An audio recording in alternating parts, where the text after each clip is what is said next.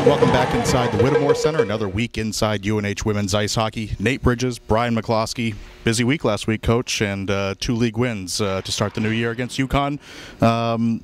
Just give us a general assessment of what happened last week. Yeah, well, we on Tuesday we went down to Boston College, and I thought we played a pretty good game, all things considered.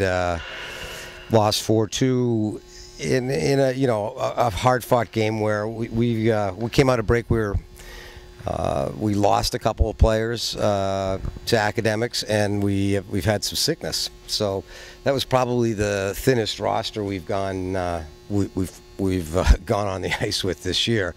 But the kids regrouped. I thought they did a good job down there. Regrouped, came home for the weekend, as you said. Did some good things here on Friday and Saturday to pick up our first couple of wins. And I really, I sound like a broken record, but I like what I see with this core group, and I really think we're making a lot of improvements, and it's fun to watch some of the kids right now that are making big strides, some of our young players.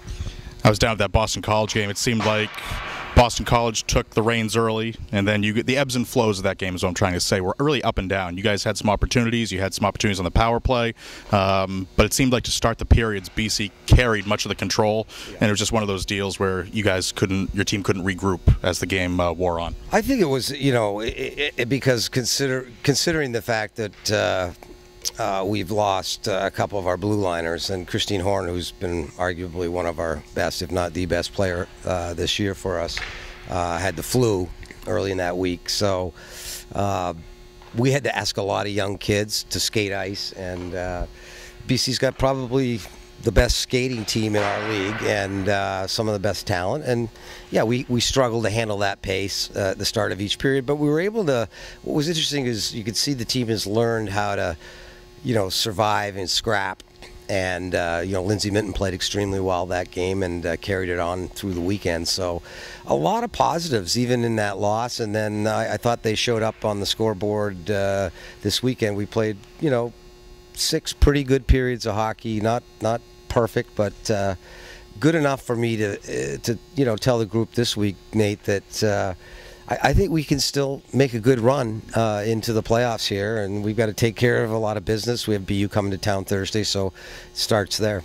So before we talk about this UConn series this past weekend with the 2 wins, you mentioned Lindsay Minton. Why Lindsay and not a Mo Bradley and Lindsay situation here moving forward, at least into last week?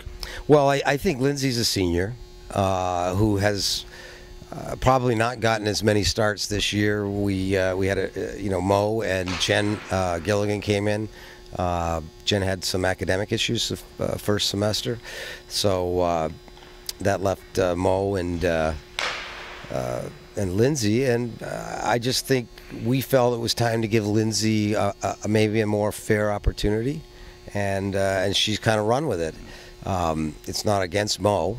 Mo's a young aspiring goaltender that we like, and but I think right now maybe we're probably benefiting from the fact that Lindsay, like all seniors, sees the end of their career, and they want to make as much hay while they can, and I like her attitude, and I like her tenacity, and I think the team's playing well in front of her, so they have a lot of confidence in her, and she's earned the job. An entertaining 1-0 game against UConn on Friday. I don't know how you felt down on the bench, but from up in the crowd, the crowd seemed to really be into that game. You get your first league win, you get your second league win on Saturday, you sweep UConn on the weekend altogether. It's amazing how in this league now all of a sudden the playoff picture kind of shifts a little bit with 2 quick wins. Yeah, and I think there's so much parity in the league, and we've played some of the tougher teams without question.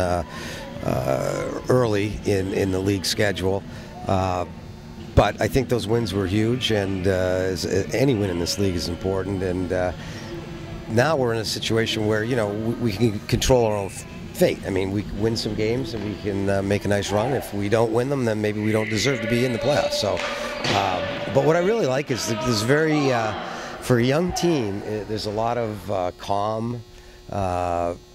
Cool, collected kids on that bench. No one's panicking, and yet we're playing with. I like our urgency. I like our stick-to-itiveness. The kids really stayed with it all weekend. the first game, as you noted, was entertaining. But, UConn had some chances, and we gave probably a couple power plays we wish we didn't late in the game. But our kids didn't, bend, no break, and I really like what I see. It's a very resilient group. And they seem like they're still having fun.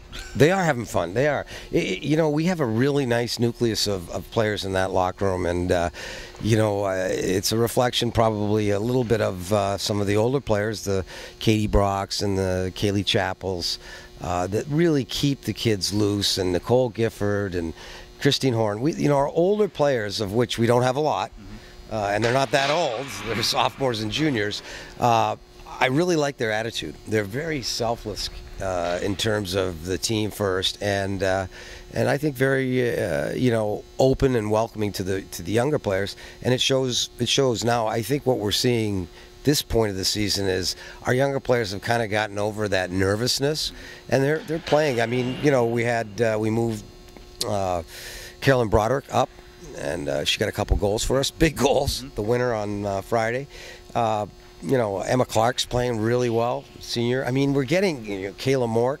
These are kids that hadn't maybe contributed as much in the first half. I mean, they've contributed not on the scoreboard, but now they're getting some chances and they're making the best of them. And I can see this team really starting to gel and really pulling for each other. That's encouraging. Has anything changed on the PK since that Dartmouth game to close out 2011? 3 of 4 Dartmouth was in that game on the power play. You come into this season, to this 2012 calendar year rather, you've yet to give a power play goal. And we're talking, 0 of 4, 0 of 5 for these opponents. Anything you're doing differently as a squad? I think Steph Jones has done a great job with our penalty kill this year, and I like what I see. I've liked what I've seen, Nate, really all year long. Dartmouth happens to do a very good job on power play, and some nights teams are going to catch you, whether your goalie doesn't make the save or your team breaks down in a way they shouldn't. I think fundamentally we haven't changed really anything, but I think Steph's continued to work with that group, and I think they've all just gotten more comfortable. And going into these last 4 or 5 weeks of the regular season, that'll be huge, because special teams, especially given that we don't score a lot, will play a big role. And our power play, conversely, I really like the way we moved the puck at times this weekend. We didn't score. Yeah.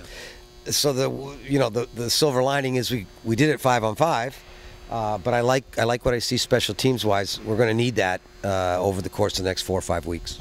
Last thing, you've talked to myself, you've talked to Phil Kincaid over the first half of the season. We have not mentioned your blog that you have going on right now, wildcatwomenshockey.wordpress.com. Just for everybody out there who watches on the Friends website, talk a little bit about what it's been like to kind of document, keep a diary, keep a journal of your thoughts throughout the season so far. It must be a little cathartic for you.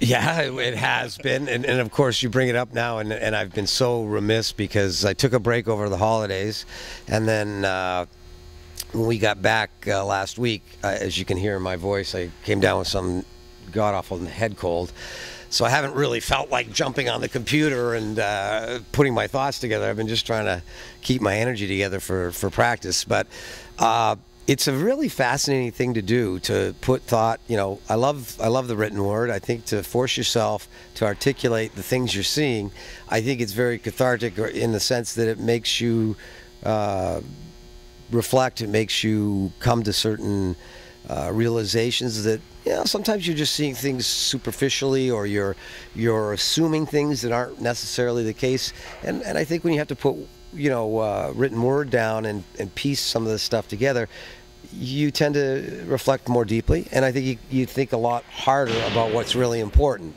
So I think for me, it's helped me really keep my eye on the ball, which is the development of our kids and keeping the program moving forward in a period when we're obviously going through a transition and a rebuilding process. I think for probably some of the fans and parents, it shows a side of me that, I'm sure they didn't think existed, but and maybe they think it doesn't exist, but someone else is writing those words. But yeah, I've enjoyed it. I plan on continuing it and going forward into the coming years. I think it's a great way to share what's going on from the inside and give people more insight into your program. Yeah, you took the words out of my mouth. For people like myself or the fans or the parents who are watching their student athletes from thousands of miles away, it gives kind of a different look into the program. It does, and I really understand what it's like having grown up in British Columbia, when you're many, many miles from home, and it's wonderful with this age of technology that you can stay in touch and watch the games on the internet now, and and do the blog stuff. I mean, it's just people have so much more access and can feel a part of it, even though physically they might not be a part of it. Great stuff by Coach McCloskey. Wildcat women's wildcathhockey.wordpress.com, correct? Correct. Friends of UNH Women's Ice Hockey, UNHWomen'sHockey.com, and of course for stats and all the information involving this UNH squad as well, UNHWildcats.com. For Brian McCloskey, I'm Nate Bridges. BU Thursday, Northeastern Saturday, and we'll see you next week inside UNH Women's Ice Hockey.